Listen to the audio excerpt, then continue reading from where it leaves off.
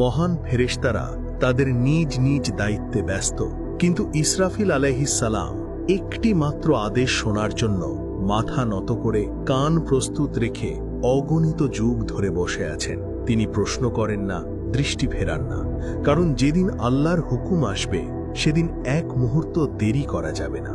আর সেই মুহূর্তের জন্যই তিনি যুগের পর যুগ ধরে অপেক্ষা করে চলেছেন। এই ভিডিওতে আমরা কোরআনের আলোকে সেই হাসরের বর্ণনা শুনব, যার দৃশ্যগুলো শক্তিশালী এআই দ্বারা তৈরি, যা কেবল বোঝার সুবিধার্থে প্রতীকী রূপে ব্যবহার করা হবে। আসমান থেকে একদিন সেই আদেশ নেমে আসবে, যে আদেশের জন্য হাজার হাজার বছর নীরবে অপেক্ষা করা হচ্ছিল। ফেরেশতা ইসরাফিল আলাইহিস সালাম আর এক মুহূর্ত দেরি করবেন না। তিনি তার সমস্ত শক্তি, তার সমস্ত নিঃশ্বাস একত্রিত করবেন এবং হঠাৎ করে তিনি শিঙায় ফুঁ দিতে শুরু করবেন। একটি শব্দ, কিন্তু এটি কোনো সাধারণ শব্দ হবে না।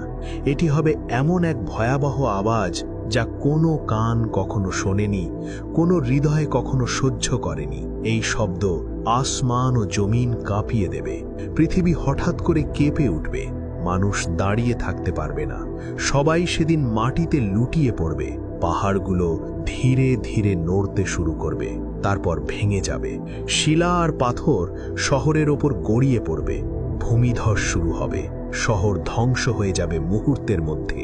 মানুষ চিৎকার করবে, কিন্তু সেই চিৎকার নিজের কানেই পৌঁছবে না, কারণ শিঙার শব্দ সব কিছু ঢেকে ফেলবে। সমুদ্র হঠাৎ করে ফুটতে শুরু করবে। পানি উত্তাল হয়ে উঠবে।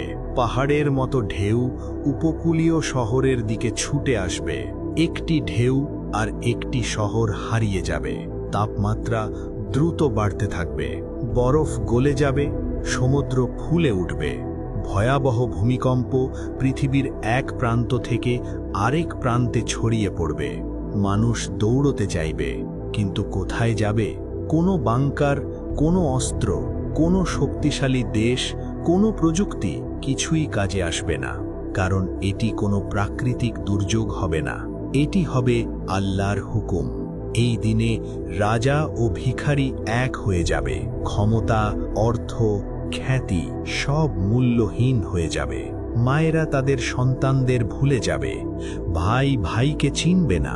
প্রত্যেকে শুধু একটি কথাই বলবে, নাফসি নাফসি, আমাকে বাঁচাও, শুধু আমাকে।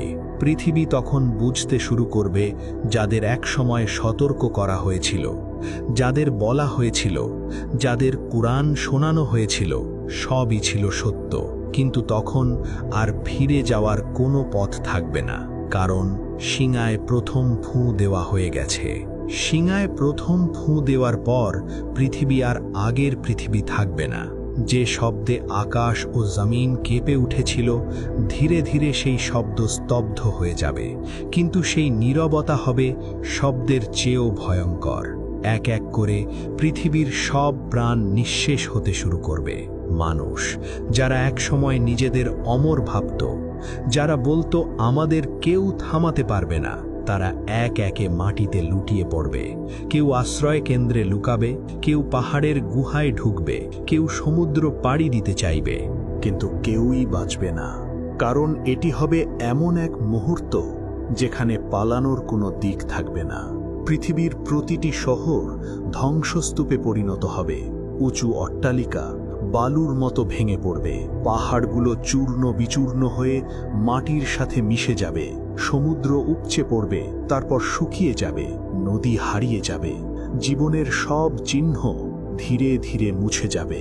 এক সময় আসবে যখন পৃথিবীতে একজন মানুষও বেঁচে থাকবে না। মানুষ, পশু, পাখি, এমনকি জিন জাতীয় এক এক করে মৃত্যুর স্বাদ গ্রহণ করবে। তারপর আল্লাহ তাআলা মৃত্যুর ফেরেশতা আজরাইল আলাইহিস সালামকে তার চূড়ান্ত দায়িত্ব শুরু করার নির্দেশ দেবেন। তিনি এক এক করে সব ফেরেশতার আত্মাও গ্রহণ করবেন। জিবরাইল আলাইহিস সালাম, মিকাইল আলাইহিস সালাম এবং অবশেষে ইসরাফিল আলাইহিস সালাম। সবার আত্মা নেওয়া শেষ হলে মৃত্যুর ফেরেশতা আল্লাহকে বলবেন, হে আমার রব, এখন তো আর কেউ বাকি নেই। ঠিক তখন সবার আত্মা নেওয়া শেষ হলে আল্লাহ আজরাইল আলাইহিস সালামকে তার নিজের আত্মাও নিতে বলবেন। আজরাইল আলাইহিস সালাম তার নিজের আত্মা নিজেই নিবেন এবং তার এই দায়িত্ব তিনি শেষ করবেন। মহাবিশ্ব তখন সম্পূর্ণ নীরব হয়ে যাবে। কোনো আলো থাকবে না, কোনো শব্দ থাকবে না, কোনো জীবন থাকবে না, শুধু থাকবে পরিপূর্ণ শূন্যতা। আর আল্লাহ তাআলা প্রশ্ন করবেন, আজ কার রাজত্ব? কেউ উত্তর দেবে না, কারণ তখন সবকিছু শেষ হয়ে গেছে। তারপর আল্লাহ তাআলা নিজেই উত্তর দেবেন, সবকিছু যেমন শুরুতে ছিল তেমনই হয়ে যাবে। কিন্তু এটাই শেষ হবে না, কারণ এরপর শুরু হবে আরেকটি অধ্যায়, যেটি আগের সব কিছুর চেয়েও আরো ভয়ঙ্কর।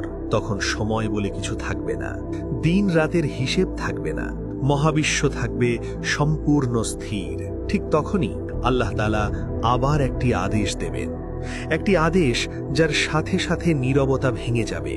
আল্লাহ তাআলা ফেরেশতা ইসরাফিলকে পুনরায় জীবিত করবেন। তার হাতে আবার তুলে দেওয়া হবে সেই শিঙা, আর তাকে বলা হবে, আবার ফুঁকো। এইবারের সুর আগের মতো ধ্বংস আনবে না, এই সুর জীবন ফিরিয়ে আনবে। ইসরাফিল আলাইহিস সালাম দ্বিতীয়বার শিঙায় ফু দেবেন এবং সঙ্গে সঙ্গে ভয়ঙ্কর এক শব্দ সমস্ত শূন্যতাকে ছিন্ন ভিন্ন করে দেবে। কবরগুলো ফেটে যাবে, মাটি কেঁপে উঠবে, শুকনো হাড়গুলো একত্রিত হতে শুরু করবে, হাড়ের ওপর মাংস চড়বে, শরীর গঠিত হবে। তারপর আত্মাগুলো নিজ নিজ দেহে ফিরে আসবে। আদম আলাইহিস সালাম থেকে শুরু করে শেষ যে মানুষটি পৃথিবীতে জন্মেছিল, প্রত্যেককে জীবিত করা হবে। মানুষ কবর থেকে উঠে দাঁড়াবে খালি পায়ে, উলঙ্গ অবস্থায়, ভয়ে কাঁপতে কাঁপতে। চোখে থাকবে আতঙ্ক, হৃদয়ে থাকবে অজানা ভয়। কেউ বলবে, হায়, আমাদের ঘুমের জায়গা থেকে কে আমাদের উঠিয়ে দিল? আর মুমিনরা বলবে, এটাই তো ছিল রহমানের প্রতিশ্রুতি।